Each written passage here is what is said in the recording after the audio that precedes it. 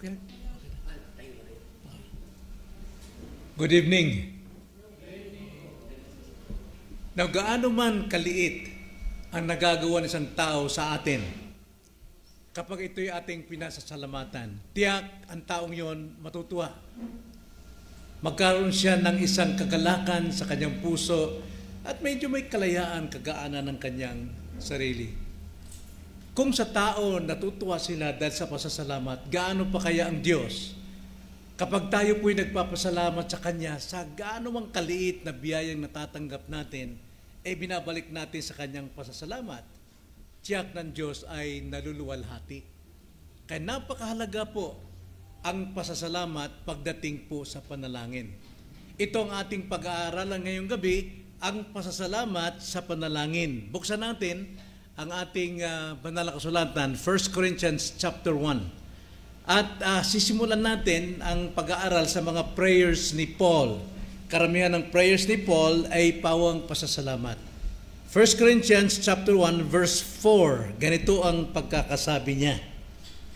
Ako ay laging nagpapasalamat sa aking Diyos tungkol sa inyo, dahil sa biyaya ng Diyos na ibinigay sa inyo sa pamamagitan ni Kristo Jesus. Tayo'y manalangin.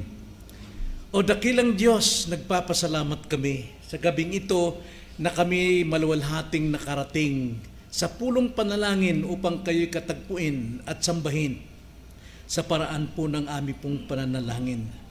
Nawa tanggapin po ninyo ang aming mga pasasalamat ngayong gabi para po sa aming kahilingan sa iglesia, kahilingan sa mga kapatiran, at kahilingan sa mga kaligtasan sa aming pong mga mahal sa buhay.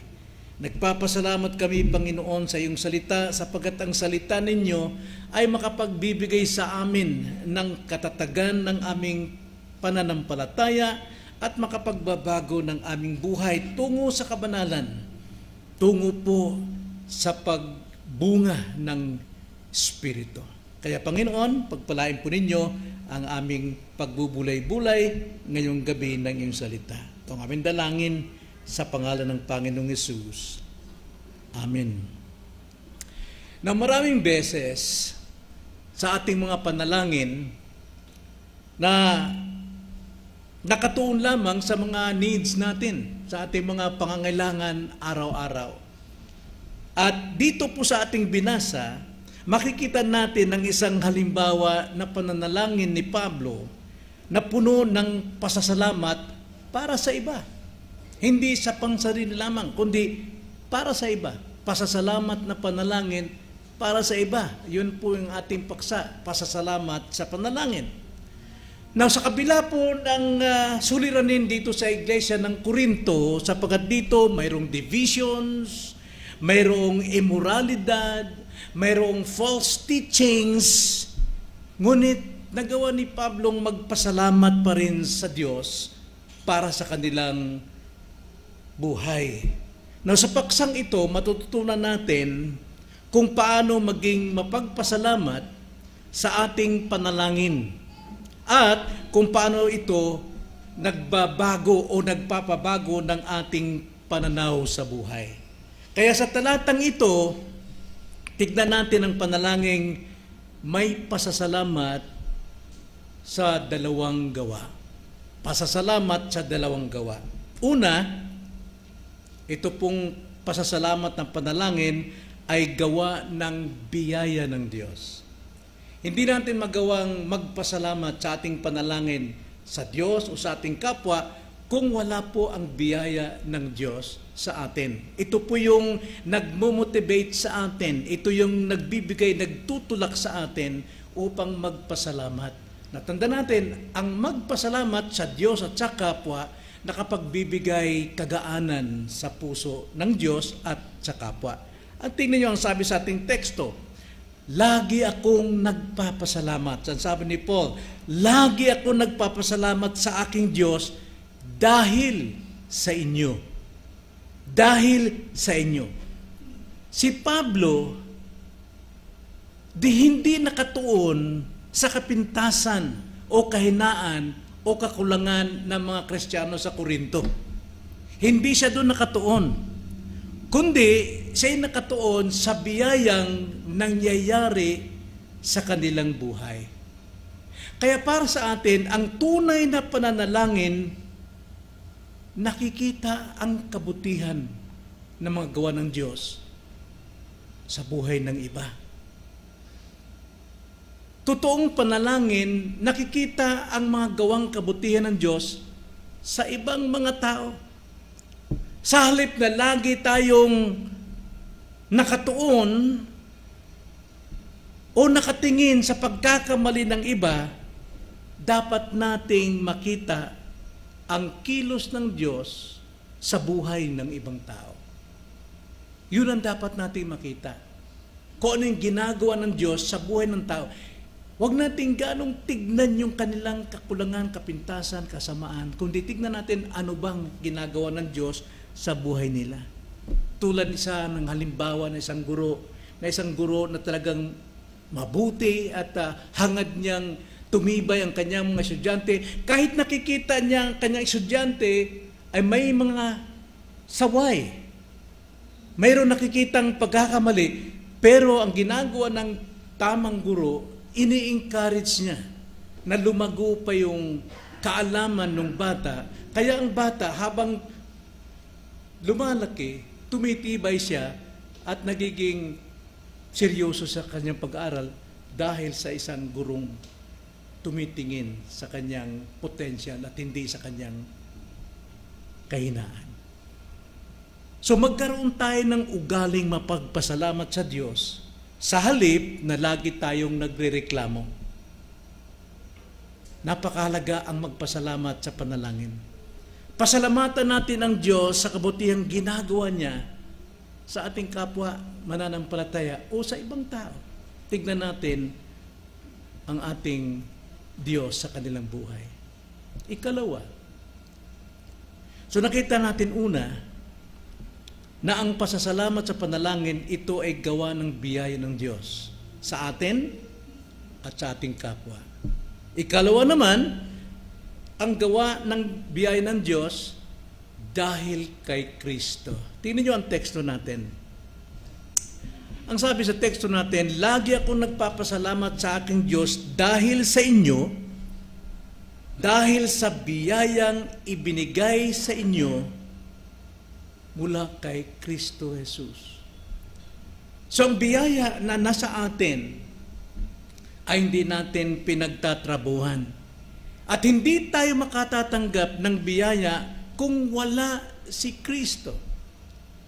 At upang makatanggap tayo ng biyaya mula sa Diyos, kailangan mo nang magdusa si Kristo, bayaran ang ating kasalanan.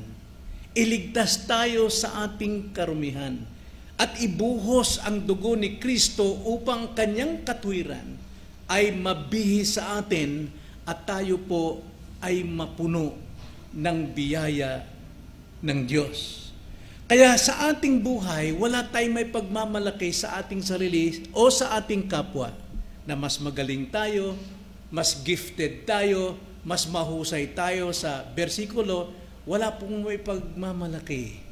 Dahil ito'y biyaya lamang na tinanggap natin, bawat isa sa atin.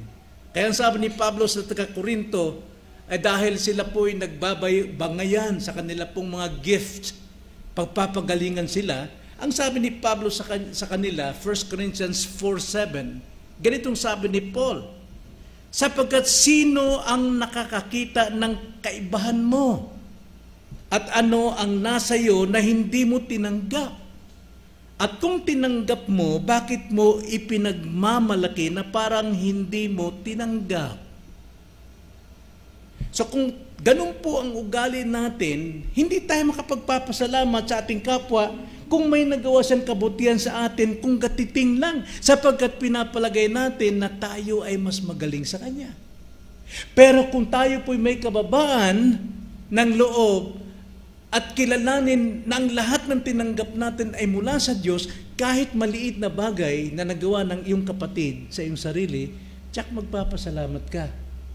Biyaya yun sa atin at higit sa lahat, biyaya rin sa Kanya sapagkat binubuhay mo ang Kanyang pananampalataya sa Diyos.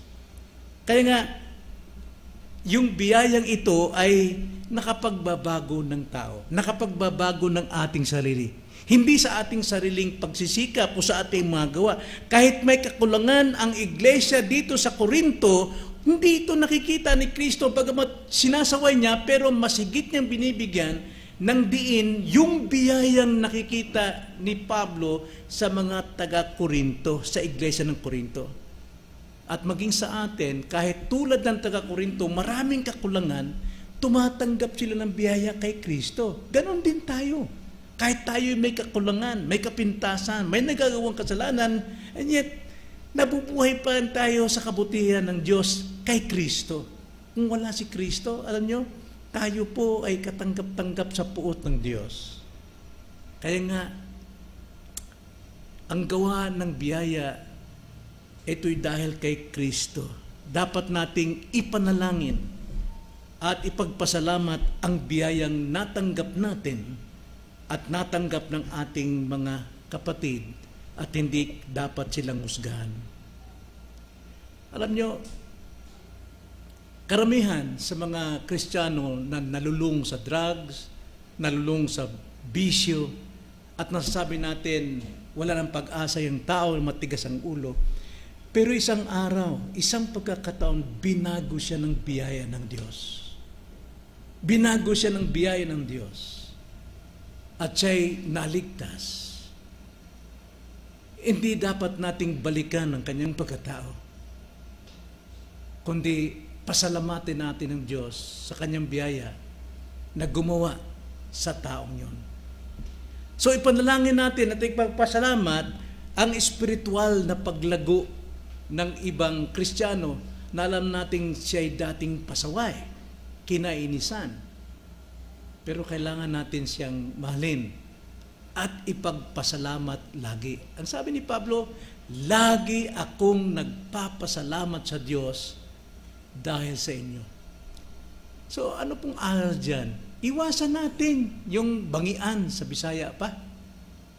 Ano yung bangian sa Tagalog? Bangayan. Hanggang ngayon may bangayan pa rin kayo. Wala man lang nakapagbaba ng iyong sarili para humingi ng kapatawaran sa iyong kapwa. Ano may pagmamalaki no mayroon ka? Gayong pare-pareho lang tumatanggap. At kung mayroon tayong sama ng loob, ayaw ni Paul ng gano'n eh. May tayong sama ng loob sa Panginoon, walang blessing sa atin spiritually. Marahil mayroon tayong natatanggap na mabuti sa material, pero hindi nangangulugang ikaw ay garantisadong tumatanggap ng spiritual blessings mula sa Diyos. Dahil mayroon kang di pagkakaunawaan, mayroong bangayan. So ipanalangin natin at pagpasalamat ang espiritual na paglago ng ating kapwa. Huwag mabilis magpuna. Sa halip, magpasalamat sa biyaya ng Diyos na pareho tayong tumatanggap. At sa kabila pa rin ng ating kapintasan at kakulangan, binibiyaan pa rin tayo ng Diyos. Kaya kung binibiyaan tayo, magpasalamat tayo sa ating kapwa. Maliligayahan siya. Makakalaya siya. So, sa ating pong conclusion, ang panalangin o ang pasasalamat sa panalangin ay isang makapangyarihang paraan upang makita ang gawa ng Diyos sa iba. Nais mo bang makita ng biyaya ng Diyos sa buhay ng iba? Pagpasalamat natin sa ating panalangin. Sa halip na mag-focus tayo sa problema, matuto tayong magpasalamat sa Diyos para sa biyayang ibinibigay niya sa bawat isa.